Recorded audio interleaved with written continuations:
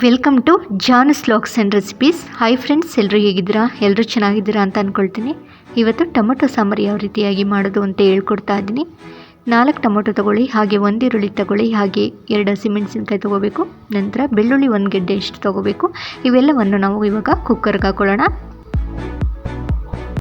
ನಂತರ ಇದಕ್ಕೆ 1 ಗ್ಲಾಸಷ್ಟು ನೀರು ಹಾಕ್ಕೊಂಡು ಕುಕ್ಕರ್ ಮುಚ್ಚಳ ಮುಚ್ಚಿ 1 ವಿಸಲ್ ಕೂಗಿಸ್ಕೋಬೇಕು. ಈ ಟೊಮೊಟೊ ಸಾಂಬಾರು ಬಿಸಿ ಬಿಸಿಯಾದ ಅನ್ನಕ್ಕೆ ತುಂಬಾ ಚೆನ್ನಾಗಿರುತ್ತೆ. ನೀವೇನಾದರೂ ಹೊಸ ವ್ಯೂವರ್ ಆಗಿದ್ದರೆ ದಯವಿಟ್ಟು ಸಬ್ಸ್ಕ್ರೈಬ್ ಮಾಡ್ಕೊಳ್ಳಿ. ಇವಾಗ ಟೊಮೊಟೊ, ಈರುಳ್ಳಿ, ಬೆಳ್ಳುಳ್ಳಿ, ಹಸಿಮೆಣಸಿನ್ಕಾಯಿ ಇವೆಲ್ಲ ಚೆನ್ನಾಗಿ ಬೆಂದಿದೆ. ಇದನ್ನು ನಾನು ಸೋಸೋ ಪಾತ್ರೆಗೆ ಹಾಕ್ಕೊಂಡು ನೀರೆಲ್ಲ ಚೆನ್ನಾಗಿ ಸೋಸಿ ಹಾಗೆ ಟೊಮೊಟೊನ ಆರೋದಕ್ಕೆ ಬಿಡಬೇಕು.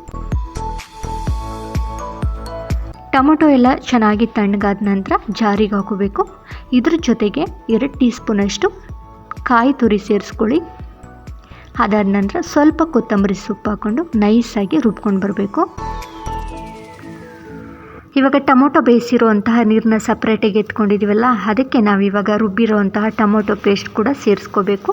ಅದೇ ನೀರನ್ನ ಸ್ವಲ್ಪ ಜಾರಿಗೆ ಹಾಕ್ಕೊಂಡು ಉಳಿದಂತಹ ಟೊಮೊಟೊ ಪೇಸ್ಟ್ನು ಕೂಡ ಸೇರಿಸ್ಕೋಬೇಕಾಗುತ್ತೆ. ಟೊಮೊಟೊ ಸಾಂಬಾರು ಬಂದ್ಬಿಟ್ಟು ಸ್ವಲ್ಪ ಮೀಡಿಯಮ್ ಆಗಿರಬೇಕು. ಜಾಸ್ತಿ ತೆಳುವಾಗೂ ಇರಬಾರ್ದು, ಗಟ್ಟಿಯಾಗಿರಬಾರ್ದು. ಸ್ವಲ್ಪ ನೀರು ಸೇರಿಸಿ ಒಂದು ಸರಿ ಚೆನ್ನಾಗಿ ಮಿಕ್ಸ್ ಮಾಡ್ಕೊಳ್ತಾ ಇದ್ದೀನಿ. ಇವಾಗ ಸ್ಟವ್ ಮೇಲೆ ಇನ್ನೊಂದು ಪಾತ್ರೆ ಇಟ್ಟು ಇದಕ್ಕೆ 2 ಟೇಬಲ್ ಸ್ಪೂನಷ್ಟು ಎಣ್ಣೆ ಹಾಕ್ಕೊಳ್ತಾ ಇದ್ದೀನಿ. ಎಣ್ಣೆ ಸ್ವಲ್ಪ ಬಿಸಿಯಾದ ನಂತರ ಸಾಸಿವೆ ಜೀರಿಗೆ ಹಾಕ್ಕೋಬೇಕಾಗುತ್ತೆ.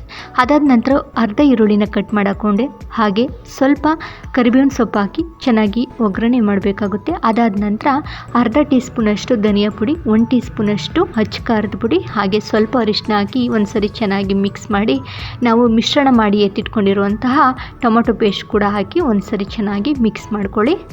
ನಂತರ ಇದಕ್ಕೆ ಒಂದು ಅರ್ಧ ಟೀ ಸ್ಪೂನಷ್ಟು ಉಪ್ಪು ಸೇರಿಸಿ ಒಂದು ಸರಿ ಚೆನ್ನಾಗಿ ಮಿಕ್ಸ್ ಮಾಡಿಕೊಂಡು ಸ್ಟವ್ನ ಐ ಫ್ಲೇಮಲ್ಲಿಟ್ಟು 1-2 ಕುದಿ ಬರ್ಸ್ಕೊಂಡ್ರೆ ಸಾಕಾಗುತ್ತೆ. ಟೊಮೊಟೊ ಸಾಂಬಾರು ರೆಡಿಯಾಗುತ್ತೆ. ಬಿಸಿ ಬಿಸಿ ಅನ್ನಕ್ಕಂತೂ ಸ್ವಲ್ಪ ತುಪ್ಪ ಹಾಗೆ ಈ ಟೊಮೊಟೊ ಸಾಂಬಾರು ಹಾಕಿ ಮಿಶ್ರಣ ಮಾಡ್ಕೊಂಡು ತಿಂದರೆ ತುಂಬಾ ಚೆನ್ನಾಗಿರುತ್ತೆ. ಖಂಡಿತ ನಿಮ್ಮ ಮನೇಲೂ ಕೂಡ ಟ್ರೈ ಮಾಡಿ, ಹಾಗೆ ಹೇಗೆ ಬಂತು ಅಂತ ಕಮೆಂಟಲ್ಲಿ ತಿಳಿಸಿ. Thank you for watching. Thank you so much.